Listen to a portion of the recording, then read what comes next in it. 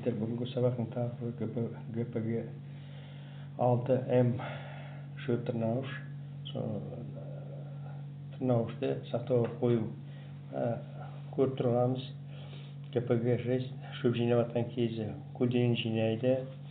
Агрегат алады МТЗ 80-82 Т40 тракторны.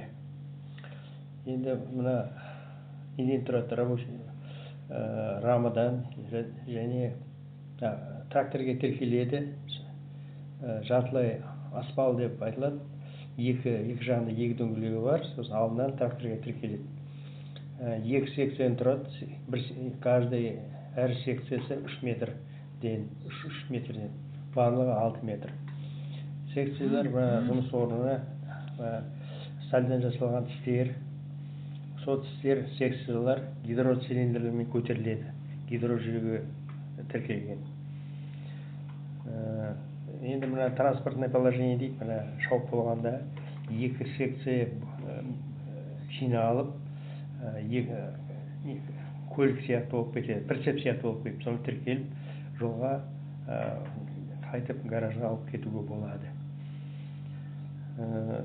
Енді мына сақтауға қою кезінде ол дейтін шөп шауып болғаннан кейін, күздің мезгілде шауып болғаннан кейін неге гаражға алып барады, жуып тазалап, шаң-тозаң майлап, сақтау орнына апарып қояды. Түсіріп, секциялары бөлек түсіріліп, гидроцилиндр бөлек түсіріліп, қоймаға қойылады. Енді тиімділігі мына айтылып жатыр. Мына ГПГ 6 дейтін өте маневрлі, қысқа жерде жақсы бұрылады, шөпті жақсы жинайды. Мына шөптің ылғалдығы 80% болу керек. Жылдамдығы 10-15 км сағатына жүреді. Сегінші пониженный, сегінші передачный.